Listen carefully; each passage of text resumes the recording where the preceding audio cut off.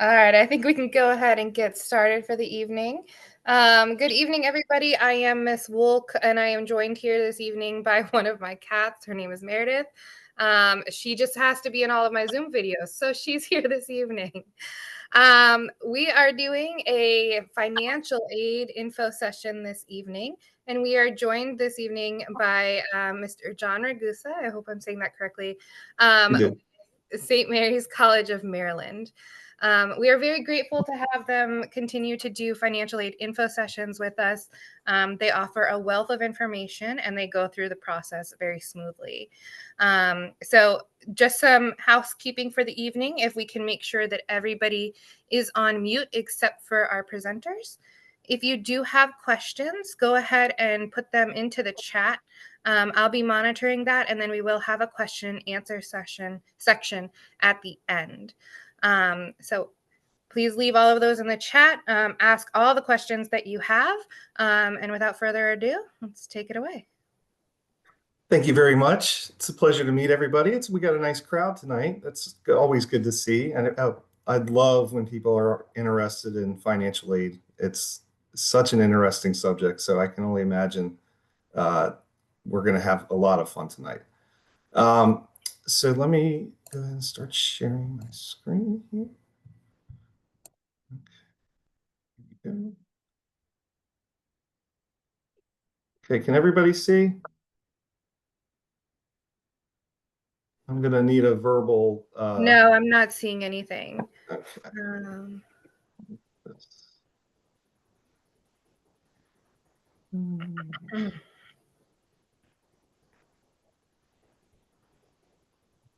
There we go. Okay. So my name is John Ragusa. I'm a financial aid counselor for St. Mary's College of Maryland.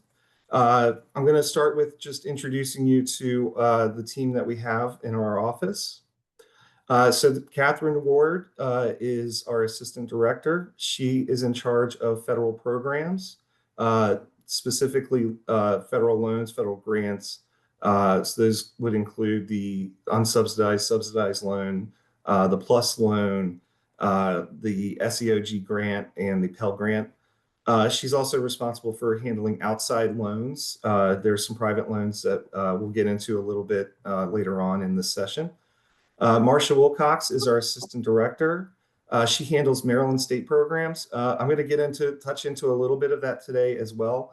I'm just going to go ahead and warn everybody, I am not an expert in these fields, so I'm going to, if you have questions, I will answer them to the best of my knowledge, but I cannot guarantee I can give you a full answer. So I may just refer you to either email us or to check the sites that we'll talk about today.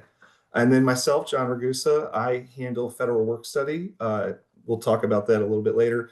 I also handle outside scholarships, and there are various waivers that we can get into a little bit as well. But let's start with what is financial aid? Financial aid can be broken into 4 groups. There's loans, scholarships, work study, / employment, and grants. So the loans and work study and employment are what we would consider self-help, and scholarships and grants are what we would call gift aid. Okay. So let's talk about the main sources of aid. We have the federal government, state, private sources, and institutional aid. So federal funding would be considered Pell Grant, which is a Pell Grant is awarded to students based on financial need. When you fill out your FAFSA, you are putting in some personal data, but you're also opening a window to your financial portrait as a family. Not just you, but your parents will need to fill out part of their FAFSA, that FAFSA. You are given a rank called an SAI, or Student Aid Index. That ranges from negative 1,500 all the way up to 999,999. So the higher you are in that ranking, in that SAI score, is going to determine how much federal and state aid you'll qualify for as need-based aid. So going back into the federal funding, federal work study is another program designed to award students additional aid that show need. Um, Generally, students that qualify for the Pell Grant are going to qualify for federal work study.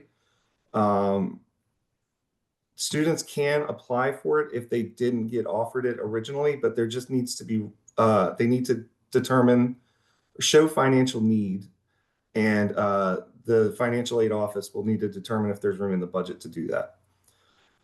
The main form of federal funding for students in terms of loans are the subsidized loan.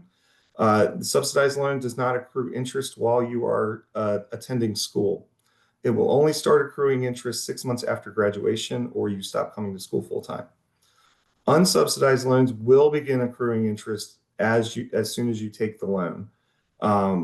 But as with the subsidized loan, you will not have to start paying back on these loans until 6 months after graduation or 6 months after leaving school full time. Additionally, some students may need to request additional funds to help cover the cost of school. One of those ways you can request that is through the Parent Plus loan. This loan would be done through the parent. They still would need to go through the FAFSA. And all of this loan information can be found on studentaid.gov, which is the same site you will be using to fill out your FAFSA. So federal work study is an optional employment for students in an institution. It doesn't deduct from their bill. It's shown as a form of financial aid when it's in the financial aid offer letter, but it's not taken off the cost of attendance the way regular financial aid would work. Students can earn up to $2,000 in a school year. If there is room in the budget and the student has maxed out those funds, they can request additional funds, but there needs to be room for them to actually be able to receive it. And the department needs to determine that the student can earn it. With our school, we have a website called Handshake with our Center for Career and Professional Development. Most schools will have something like this where it's a site where students can go and apply for jobs on campus. With our institution, anybody that's applying for a job will need a form of identification, so i.e. a birth certificate, social security card, or a passport. And in turn, able to get paid for federal work study, they'll need to give bank information. So these funds can go into a checking account or a savings account of the student's choosing. And then when they receive the funds, they can use them in however way they want. They can be used to go towards paying bills. They can be put in towards paying loans. It's whatever the student wants to do. It's essentially like having a job on campus just to have some extra money. So, but these funds are going to be pulled from the federal source instead of the campus funds. So I have seen that federal work study students have a higher likelihood of getting hired through a department because the funds won't be coming through the department. They'll be coming through the federal work study funds. So that's if you do get offered federal work study, please definitely consider it. One thing I do recommend with incoming freshmen is to think about the balance of your new workload in terms of if you're going to school full time, you're taking 12 credits, which is 4 classes. Going from high school to college and understanding the balance of that work and understanding that there aren't, the professors aren't going to be as strict on their receiving material for their deadlines. It's more on the student. So some students can get into some trouble not understanding that work balance. So it's definitely something to think about if you do get offered federal work study and you do decide to work. Definitely think about that work balance and try not to overwork yourself in that first semester. And you do have the option with that as well to you can accept it and not work in that first fall semester and decide to work in the spring, and that'll be fine too. So that's another way to kind of gauge that balance on if you think you can handle that workload, and move forward in the spring with finding a job if you want to. State funding. So in order to receive state funding, you need to have filled out your FAFSA by March 1st. That's a hard deadline, and that is actually the deadline for federal to qualify for federal grants. So the just to let you know, the MISFA is the Maryland State application for aid. You can find that at MD CAPS. You'll have to get an account for that. Maryland students aren't required to or don't need to use the MISFA unless they do not have a social security card or are an undocumented student. Any student that has a social security number, is a naturalized citizen of the United States, will only need to fill out the FAFSA. But with the state funding, you can look at there are grant programs that you can look into, and when you get into the MD CAPS, you will be able to look at like what's shown here, the Guaranteed Access Grant, the EA Rawlings Grant, and the 2+2 Transfer Grant. These are all grants offered through the state. They offer a lot in terms of covering students' cost of attendance. You will need to show need to receive most of those grants, but it's always worth a look. And to get more information on these Maryland programs, please go to the Maryland Higher Education Commission website. We refer to it as MHEC. Easiest way to find it, if you don't have a pen to scribble down that email address or the website, is to just Google search MHEC, MHEC, and that should pop up in the first results. Also through that MHEC website are the legislative scholarships. If you are a Maryland resident, you can apply for these Maryland legislative scholarships. There's the delegate and the senatorial. You would just need to go to that website, MD Elect, and just search delegate and senatorial. You'll have to search by county. They'll tell you who your delegates are for Montgomery County, for what region, and the senator for your county. You reach out to their office, request the scholarship, fill out the form, send it back. Some are based off of need, some are first come, first serve. I know the senatorial is generally first come, first serve. It pays out about $500 per year. The delegate can pay out more. It can pay $500. It can pay up to $2,000, I believe. It depends on the area and the delegate and how many students they're awarding that year. So institutional funding is funding from the college itself. Those include merit scholarships, which are based off of academic achievement. In the upcoming year for St. Mary's, there's not likely to be a change in the process for awarding it.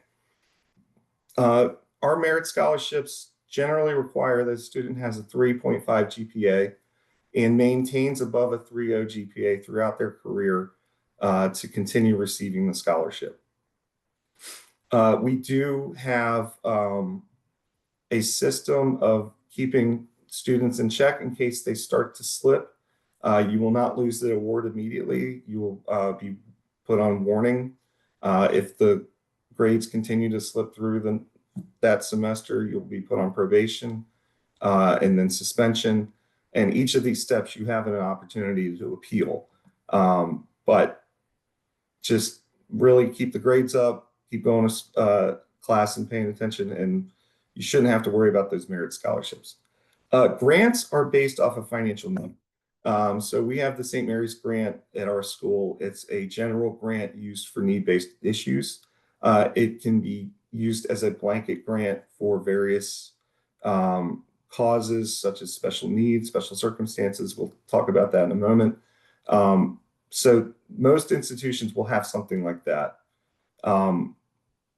If you are awarded a financial aid package and you feel that it's not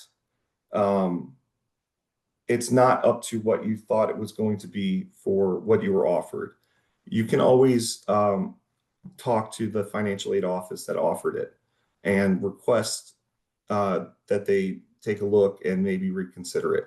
If you've got awards from multiple schools, you can use that to your advantage and say, well, look, I'm applying at St. Mary's and you guys offered me an $8,000 grant, but Salisbury's offered me $12,000.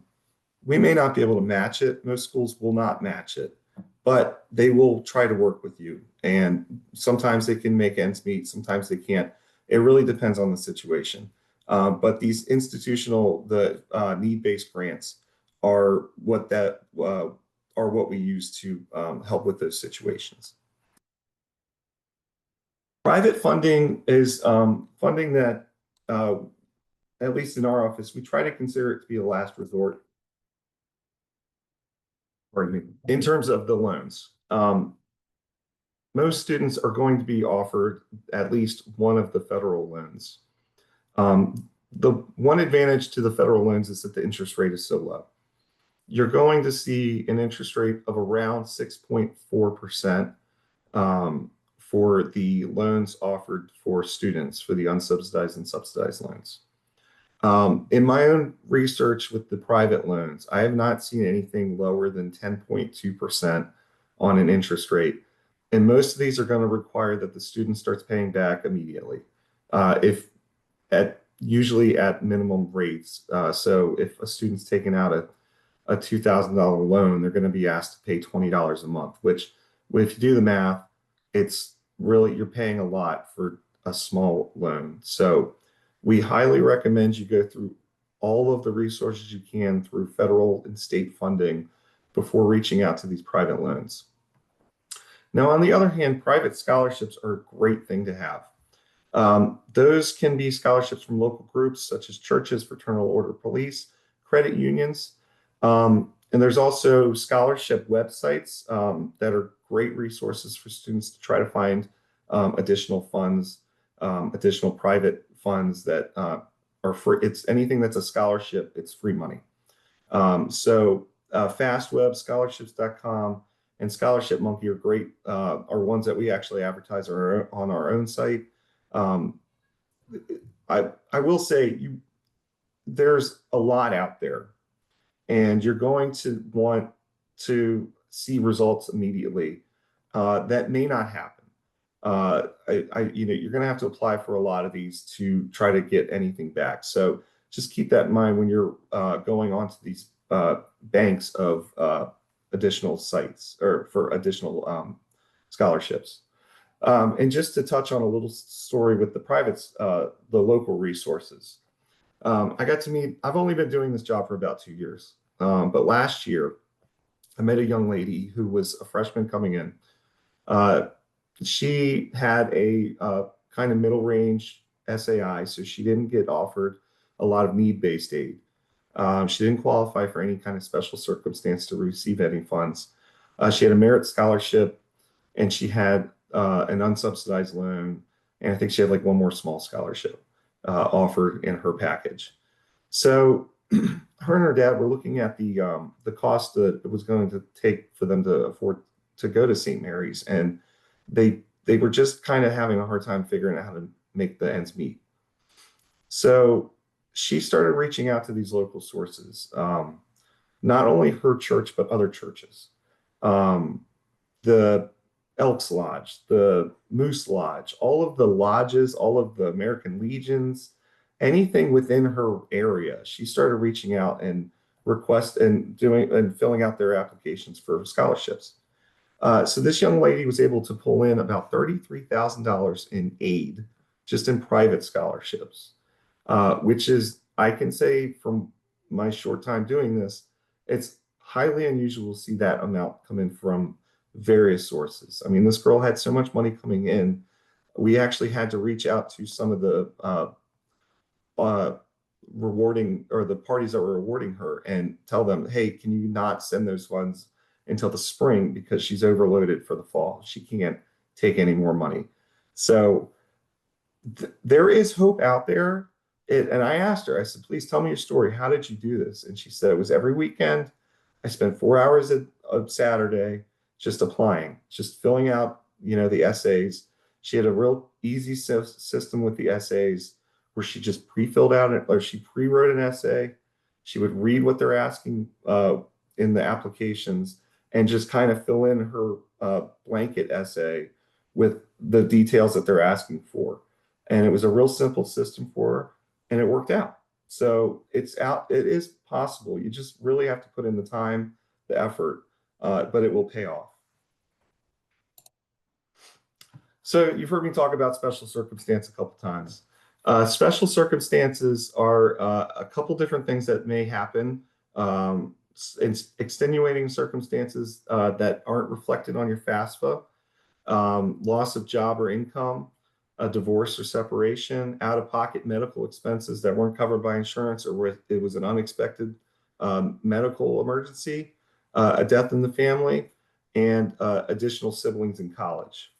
Now, for your FAFSA, we're looking at data from 2 years ago in terms of your financial data.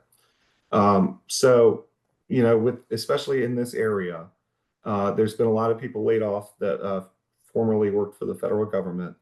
That's not going to be reflected in your FAFSA that you submit for this coming year.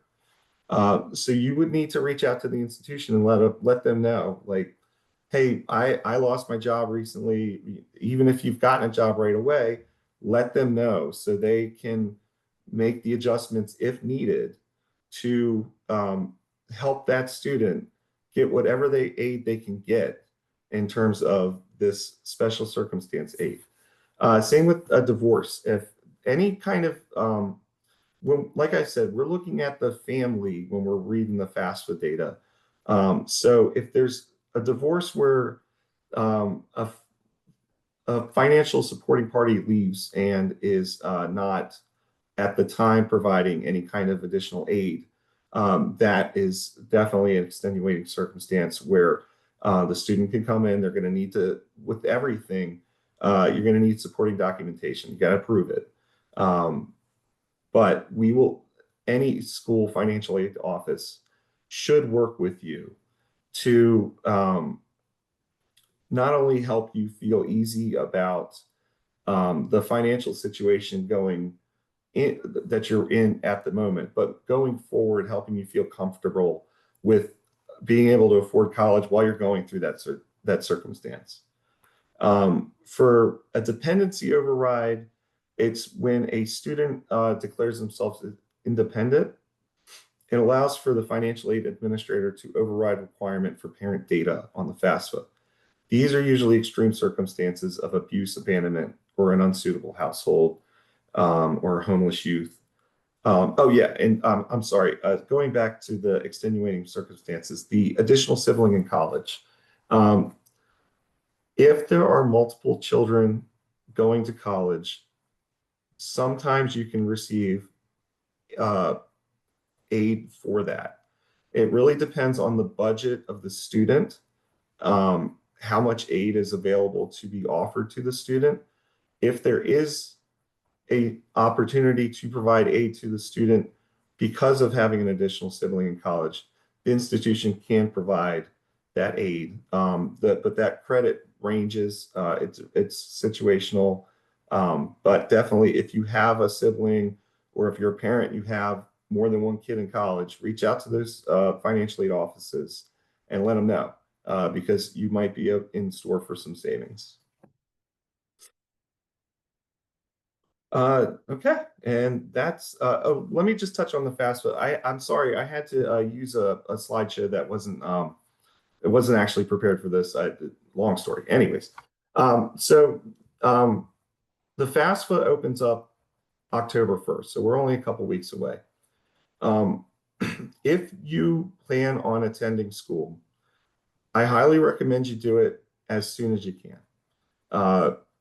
We generally recommend to our students that they start filling out the FAFSA while they are on their winter break for the year. It's the perfect opportunity to you're home. You got plenty of time to work on it. It doesn't take as long as it used to. Everything's done electronically. You don't have to fill out the tax data manually anymore. It's electronically pulled. You just have to give permission for the Department of Ed to pull that data from the IRS. Your parent will also have to do the same on their end of the form. Once we've received that information, that's when we can start to package students for their aid. So with that, I'm going to stop sharing my screen. And I'm going to open this up to questions.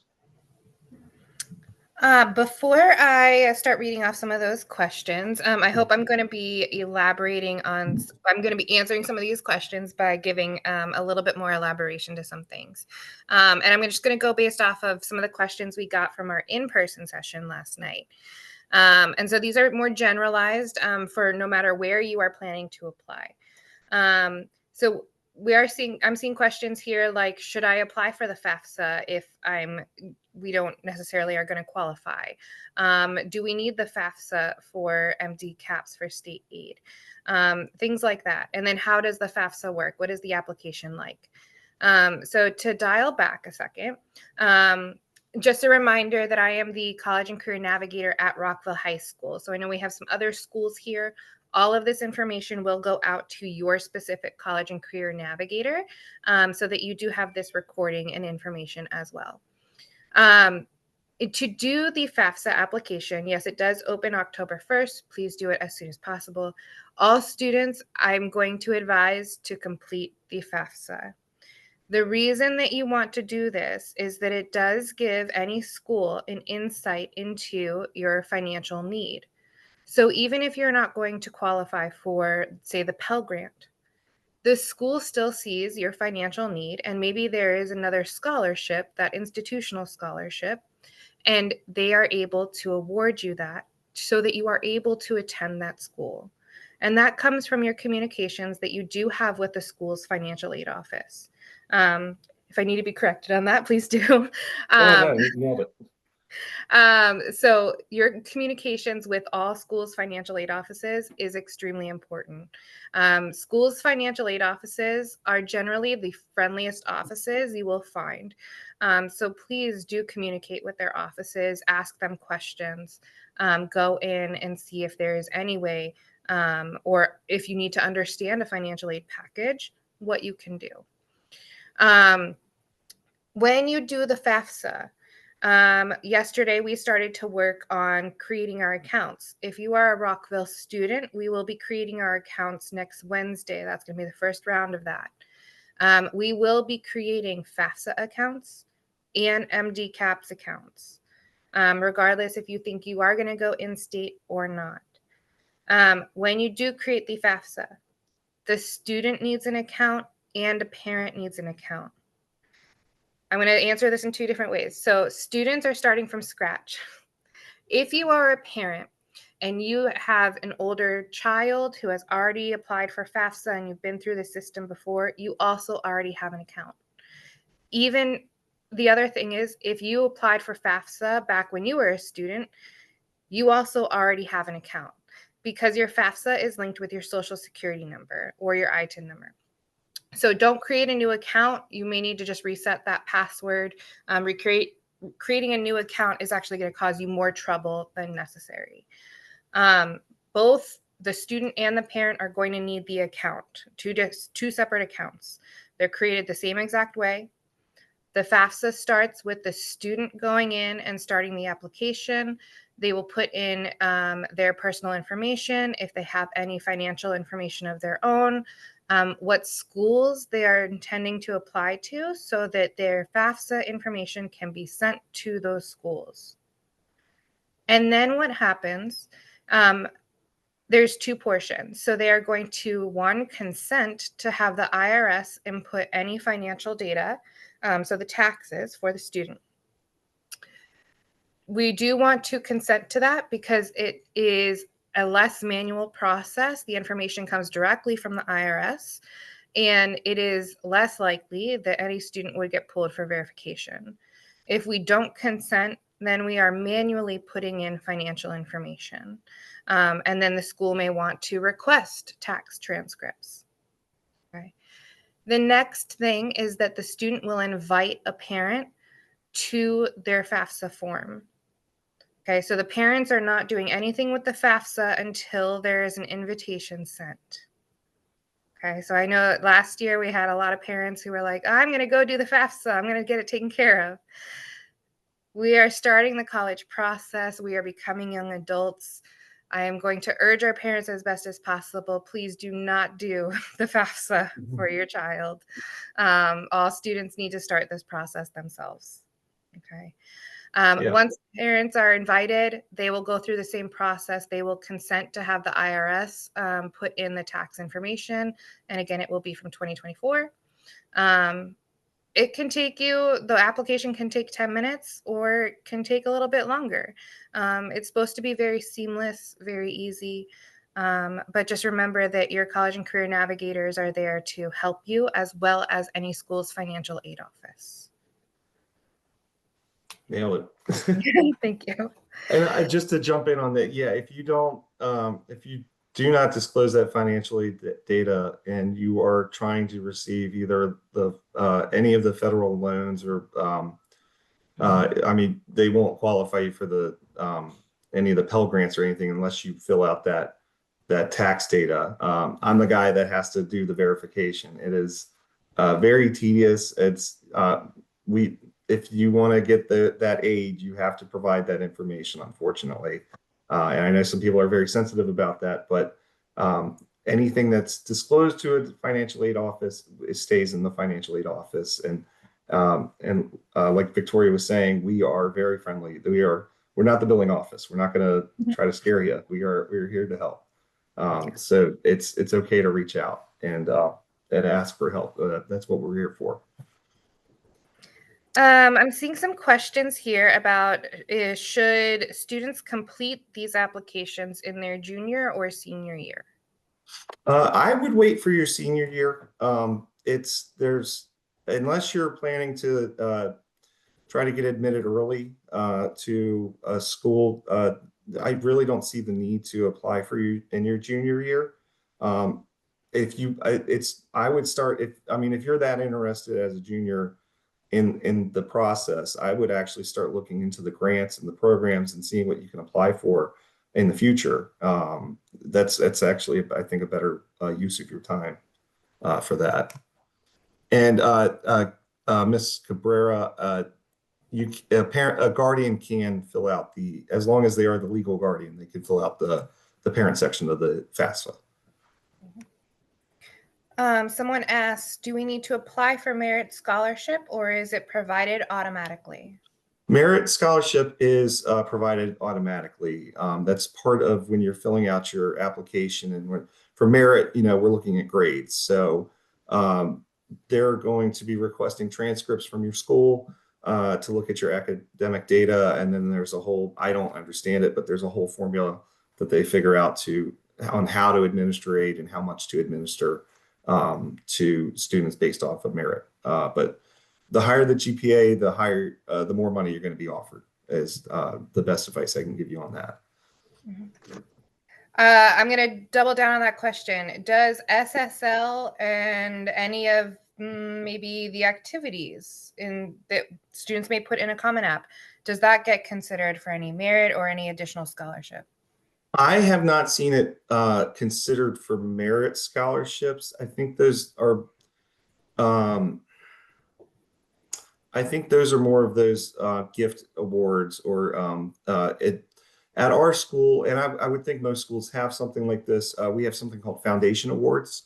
So those are scholarships that are offered after a student's freshman year. These are awards left by alumni and former staff, former faculty. Um, and they're endowments for various reasons. Some are a one-time offer, some follow a student throughout their career, and they range for various reasons. The one I always use as an example is Rob Maddox, our former director. His grandfather was an alumni at St. Mary's and left an endowment. And it is for any student, or it's one student selected per year for it. Any one student who is currently learning to fly a plane Oh, can earn the wow. scholarship. So, like I said, they range. They could be, if you're from Baltimore, there's some Baltimore City ones. There, if you're an environmental science major with financial need, you may qualify for certain foundation awards. So, really look at the schools, whatever school you're interested in. I'm not here to sell you on St. Mary's. I'm just here to sell you on college. So wherever you want to go to their financial aid website, look at their scholarships, look at their grants, see if there's stuff that you can apply for then or while you're going to school. And it's really up to the student to do the research on a lot of this stuff, but um, it's really just call. I can't tell you how many times I've had parents call where they're just interested in going to St. Mary's and they want to know maybe what kind of programs they should be looking at. And that's where I'll say, hey, we'll look at the delegate scholarship or the senatorial scholarship. Look at, the MD caps. If you're trying to go out of state, look at these outside private, aid, stuff like that. So really is if there's something that you are have any question about where you're not sure, call the financial aid office. Even if your kid doesn't go there, they're going to help you. That's what we do. Is there a good time? Let's say a sophomore parent wants to call and inquire about what opportunities in the financial aid office there are. Mhm. Would that be appropriate? Yeah, totally. As well, the thing with parents can inquire. Um, One thing I would highly recommend, if any of you parents want to be fully involved in your student's account information, you will need to fill out a form called a FERPA. Mhm. This will allow you to have access to the student's account. One thing to remember is that when that student crosses the threshold into college, they are considered an adult. Um, we treat them like an adult. So the account is their account. It's in their name. So if you want any kind of information, any kind of access to that, you'll have to have that student fill out a FERPA form with the registrar's office and have that on file so that when you do call, and if you want to know specifics about, did this bill get paid on time or anything like that, um, you will have to have that FERPA form filled out so the student can, or so that counselor can talk to you about that information. Otherwise, we can just give you kind of vague answers on like, well, you might want to call them, type of answers. Thank you. You're welcome. I see a question here going back to our MHEC or MD caps. So I'm going to take a second to answer that and kind of walk through like the FAFSA. So for anybody who is eligible to complete the FAFSA, generally that is a student who has a social security or ITIN number. That FAFSA, once completed, and as long as there is an MD caps account created, what happens is the FAFSA gets transmitted to MD caps. So MD caps, who's our state source for all of that money, they have access to your FAFSA. And it's good because then you get notified if you're eligible for what's called the Guaranteed Access Grant, the College Promise Scholarship, which is a last dollar scholarship for our community community colleges. So if you're planning to go to a school like Montgomery College, and let's say you have a $500 scholarship, the tuition is $2,500, they will cover the last $2,000 of that. Okay. So we always want to have the MDCAPS account. If we are in the situation of a student not having a social security number, what will happen is the student will go in and create an MDCAPS account and complete what's called the MHEC One app. Okay. And that still qualifies the student for state money. It is a manual process of putting in financial aid information, but it doesn't get state money. And so it makes the student able to go to maybe one of our state schools, including Montgomery College, and receive funding. So we are going to complete all of these counts, get these applications done. I saw a question about when we're doing that. For Rockville High School, I can't speak for any other school here, but Rockville High School, I will be meeting with all of our seniors this upcoming Wednesday. You will be coming down through your English classes, and so we'll be taking care of that. I'm seeing this question about the diplomat. That is a very complex question. Let me read this. My husband is a diplomat, so after a year and a half, when we will move from the U.S. and my son will be studying here, would he be considered a U.S. student or an international student in regards of fees? As I understand it, you need to, for at least Maryland, you need to have legal residence on a property for and be available at that property for 6 months out of the year. I think you would need to talk to the institution to determine what really that would be a question with the registrar's office on how they would work with the fees in regards to that. That's a great question. It's a very complicated question. That I would reach out to the financial aid department or the registrar's office to see what their policy is on that, because I would imagine from institution to institution it's different what they're going to do for billing. Yeah, I can say I had experience for another student who went to a Virginia school, and they were going to the same situation. Diplomat parents went back. They were going to charge international. Okay. And as we know, international fees can sometimes be 3 times the cost as the national. So another reason to have great communication with our financial aid offices. Oh yeah, absolutely. And I mean, really, the only workaround I could see about that is maybe while you're out of the country, having the student attend a local institution where you're living, and maybe if they have an abroad program.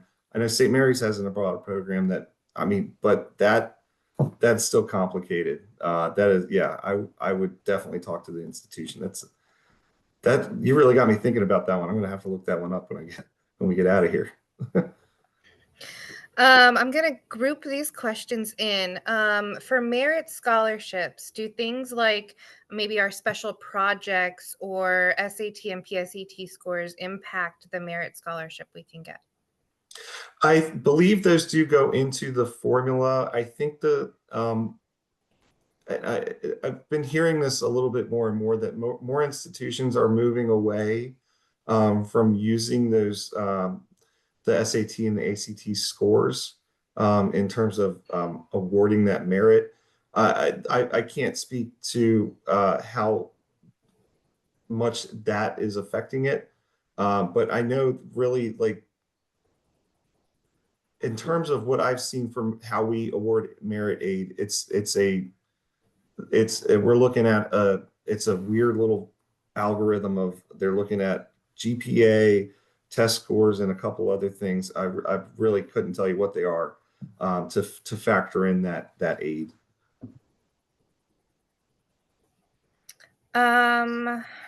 There was another one. Oh, I've seen this one come up. How long does it take to get FAFSA results back? Do they come from the colleges? So generally what is going to be on a financial aid package, I'll say? So it takes about 2 weeks from the point you hit submit to us packaging it. Um, if you fill it out, it's going to take a couple days to transmit through the Department of Ed site over to us. We have to upload it. Once a FAFSA form is filled out, when it comes to us, we refer to it as an ICER. ICERs we try to upload. Well, during the application season, we're going to upload multiple times a day. In a slower period, like right now, we will maybe do ICERs 1 or 2 times a week. Um, so once we have received that ICER, that's when we started in our own algorithm of packaging. It's a system that we have been developing for a couple of years that actually programs it. It used to be done by hand, where they would have to actually figure out how much aid to provide based off of your SAI and all that stuff. It's all automated now. It's a lot easier. So if you're really timing us and you catch us on a day that we're uploading ICERs, let's just say you do it on October 2nd. Most likely you will have communication from us that we've received your ICER within about 3 or 4 days. In terms of getting packaged, that really depends on the time. Right now, we're not packaging, so we will just have received your ICER, and we will notify you when we will start packaging and sending out offer letters. But if you are if you contact us after, like while we are packaging students, so um, let's say you are late filling out your FAFSA. It's after March, so our busy season for us is April to the beginning of June. We are generally packaging right after graduation, which is mid-May, but we're doing all the prep work prior to that. So let's say end of May, you call us and you say you've applied. Oh no, I forgot to do my FAFSA this winter. I'm going to fill it out now just so I can apply for my aid, or for my loans at least. In that situation, about 7 to 10 days to get it turned around. But in a normal situation, you're gonna have it sent out to us. We will most likely have sent a receipt, like we've received it, and then it's just a waiting time after that. And then in terms of what does a package include, I'll go ahead and talk about that. So your package is it's going to be the federal aid that you qualified for. So we'll say that, let's just say this student qualified for the Pell Grant, the SEOG, and both the loans, and they had a 4.0 GPA. At St. Mary's, they're going to be offered the Pell Grant at I believe it's 7,500 for the year. They'll get offered the SEOG for 500. They'll get $2,000 for the subsidized loan and $3,000 for the, I'm sorry, yeah, $3,000 for the unsubsidized loan. All of that would be showing in a letter saying you have been offered the Pell Grant for this much, the SEOG for this much. You have a 4.0, so you've qualified for the President's Grant, which is institutional aid, and then you have the loan. That student, because they qualified for Pell and SEOG, they're going to get offered federal work study. So when you get your letter, it's going to be just a line item of each grant, how much they're worth, and then what, counting the loans and the federal work study, that total package will be worth for the year.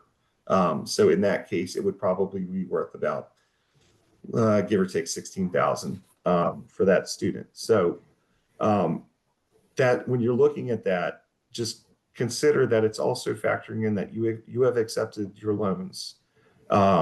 So when you're looking at budgeting for the year, you got to take that into mind.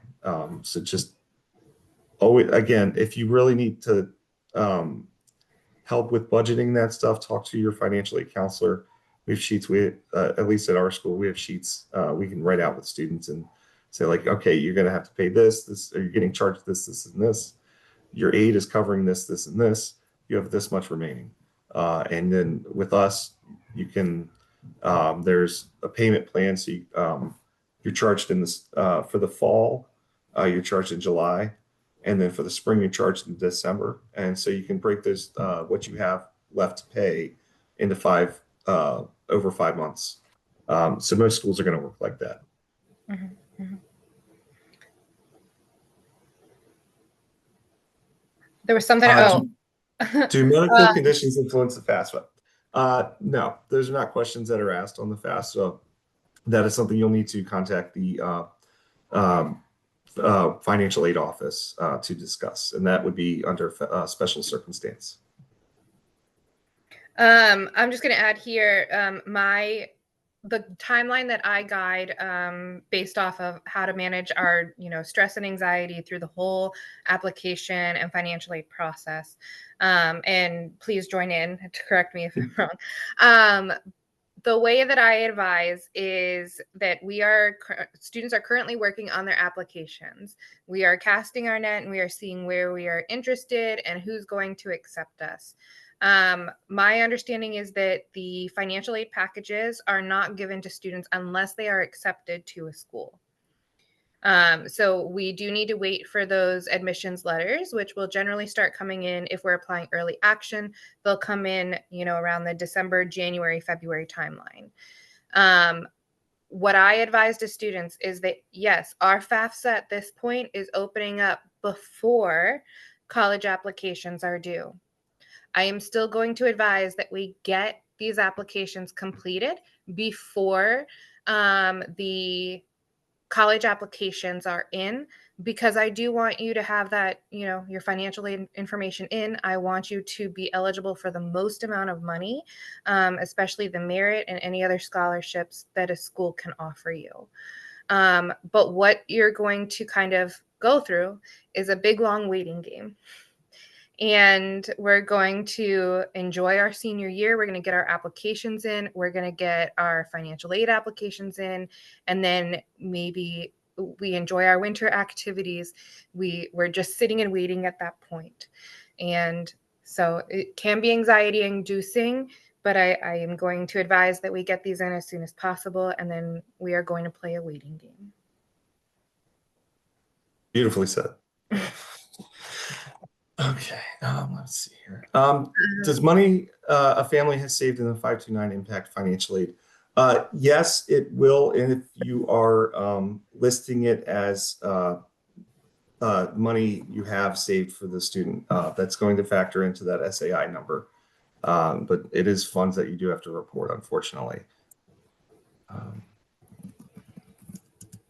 I don't believe the question is, does a 529 account for a student created by an aunt affect their qualification? I don't believe so.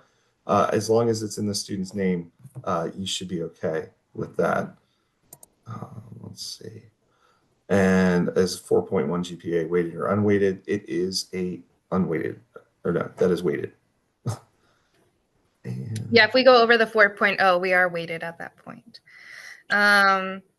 I see if there's a question, if you receive an award in 1 year but decline part of it to pay out of pocket, does that harm you in the future for loans, for instance? It shouldn't. It's like the federal loans are going to get offered every year as long as you fill out the FAFSA. If you decline an award, even if it's a merit award, the the institution's not going to stick it to you and be like, oh, well, we're not going to offer it again. If you've qualified for the award, you're going to be awarded it, or at least offered it. In our school's case, if it's a scholarship, it's when it's offered through the student portal, it's automatically accepted, because as we look at it as a scholarship or grant, it's free money. You're going to want to accept it most likely. But if you don't, for whatever reasons, you just need to reach out to the institution and let them know you're not accepting that aid. All right, and how about we take one last question before we wrap up for the evening? All righty. Okay. Oh yeah. Just touching this. Thank you for reminding me. The FAFSA needs to be filled out every year. Every year you need to fill it out. It's not a one-time thing. And so just to tack onto that, is the award for 4 years, or do you have to apply for every year? In terms of your Pell Grant, SEOG, um, those may vary based off of financial information. I have seen students where they received a large Pell Grant one year, and the next year they received much less, mainly due to changes in the financial background for them over the previous couple of years. So it really depends for it. Merit aid, any kind of institutional aid, it's the institutional's policy. Some of them will let aid follow a student for 4 years. Some have just 1 year awards. It depends award to award if it follows you around or not. But in terms of the federal aid, as for the need-based aid, as long as you qualify for it, you will receive it. Now, with that, there are some caps on that. You can only receive the Pell Grant for, I believe, 6 years, and there's a cap on the amount you can receive. And federal loans are the same thing. You can only max out a certain amount. Yep. All right. Thank you very much, everybody, for being here. And if you want to give a, clapping emoji, thank you very much to John for being here and giving us so much good information as we start the financial aid process. It has been so fun meeting everybody. Thank you for listening. I know that was a lot. So if you have any questions, please, Victoria has my information. Reach out to our office. I'm happy to answer whatever questions you have. All right. Have a good evening, everybody. Great. Thank you.